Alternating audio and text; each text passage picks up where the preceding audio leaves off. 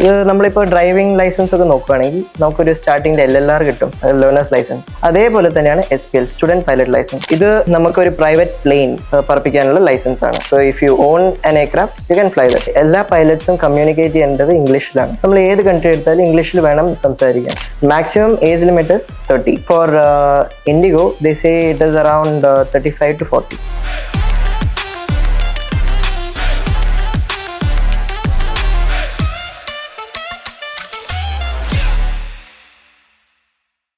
Hi, അർബിക്സ് ടോക്കിൽ നമ്മുടെ ഗസ്റ്റ് ആയിട്ടുള്ളത് captain ആദർശാണ്.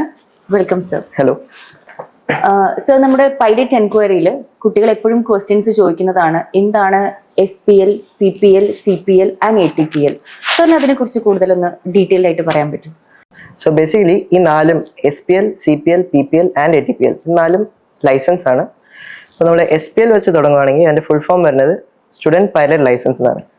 So basically it is given by DGCA.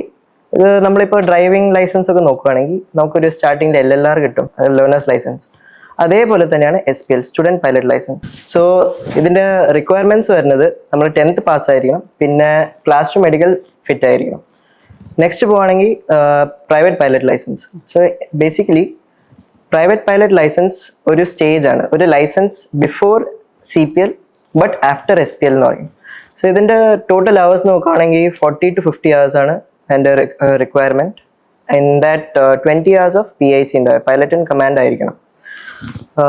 ഇത് നമുക്കൊരു പ്രൈവറ്റ് പ്ലെയിൻ പറപ്പിക്കാനുള്ള ലൈസൻസ് ആണ്. So if you own an aircraft you can fly that. Next നോക്കുകയാണെങ്കിൽ CPL, commercial pilot licence. So CPL the requirements are basically നമുക്ക് class 1 fit ആയിരിക്കണം. Class 1 initially class 2 fit, നമുക്ക് flying class 2 വെച്ച് പറക്കാം. But class 1 fitness at the end of CPL കിട്ടണം. Licence കിട്ടണമെങ്കിൽ class 1 fitness വേണം. പിന്നെ 200 hours of flying, in that 100 hours of PIC ആണ് ബേസിക് റിക്വയർമെൻറ്റ്. നെക്സ്റ്റ് നോക്കുകയാണെങ്കിൽ ATPL, airline transport pilot licence. അത് നമ്മളുടെ basic age limit, age requirement 21 years. Minimum should be 21 years old and class 1 fitness again. Then 500 hours of PIC. In ATPL requirements നോക്കുകയാണെങ്കിൽ frozen ATPLും എടുക്കാം. So അതിൽ എങ്ങനെയാണെന്ന് വെച്ചാൽ basic ATPL കിട്ടുന്നത് after 1500 hours ആയിരിക്കും. അപ്പോൾ അതിന് മുമ്പേ നമ്മൾ അത്രയും ക്വാളിഫിക്കേഷൻ ഇല്ലെങ്കിൽ നമുക്ക് ഓൺലി പേപ്പേഴ്സ്, ഒരു 3 പേപ്പേഴ്സ് ഉണ്ട്, അത് നമ്മൾ എഴുതിയെടുത്താൽ നമുക്ക് ഒരു ഫ്രോസൺ ATPL കിട്ടും. അത് വെച്ച് but it will be valid only after 1500 hours. Okay sir, മനസ്സിലായി. അതുപോലെ തന്നെ എപ്പോഴും കൺഫ്യൂസിങ് ആവുന്ന ഒരു ക്വസ്റ്റ്യൻ ആണ്, ഇന്ത്യയിലാണോ അതുപോലെ എബ്രോഡ് ആണോ ഫ്ലൈറ്റ് ട്രെയിനിങ് ചെയ്യേണ്ടത് എന്നുള്ളത്. അതിനെക്കുറിച്ച് സാറിന്റെ അഭിപ്രായം എന്താണ്? ഓക്കെ, നമ്മൾ CPL ട്രെയിനിങ് നോക്കുകയാണെങ്കിൽ അത് അബ്രോഡിൽ ചെയ്യണായാലും ഇന്ത്യയിൽ ചെയ്താലും അതിൻ്റെതായിട്ടുള്ള പ്രോസ് ആൻഡ് കോൺസ് ഉണ്ട്. ബട്ട് ചില കേസ് എടുക്കുകയാണെങ്കിൽ ഫീസ് അത് ഓൾമോസ്റ്റ് സെയിം ആണ്. But if you take USA കുറച്ച് എക്സ്പെൻസീവ് ആയിട്ട് വരും. So in India it will take around 18 to 24 months. But ഇതേ കോഴ്സ് നമുക്ക് സൗത്ത് ആഫ്രിക്ക പോലത്തെ കൺട്രീസിൽ ഒരു 9 to 10 months കംപ്ലീറ്റ് ചെയ്യാൻ പറ്റും. പിന്നെ ഇന്ത്യയിൽ ചെയ്യുകയാണെങ്കിൽ ഒരു പേപ്പർ എക്സ്ട്രാ, ടെക്ജൻ എന്ന് പറഞ്ഞൊരു പേപ്പർ എക്സ്ട്രാ നമുക്ക് എഴുതേണ്ടി വരും. And if people are choosing for US അങ്ങനത്തെ കൺട്രീസ് ആണെങ്കിൽ ഞാൻ പറഞ്ഞ പോലെ കുറച്ച് എക്സ്പെൻസീവ് ആയിരിക്കും. അതുപോലെ ELP എന്നുള്ളൊരു വേർഡ് ഇതിൽ കോമൺ ആയിട്ട് കേൾക്കുന്നുണ്ട്. സർ, ആക്ച്വലി എന്താണ് ELP എന്ന് പറയുന്നത്? സോ ബേസിക്കലി ELP എന്ന് പറഞ്ഞാൽ ഇംഗ്ലീഷ് ലാംഗ്വേജ് പ്രൊഫിഷ്യൻസി ആണ്. അതൊരു ടെസ്റ്റ് ആണ്.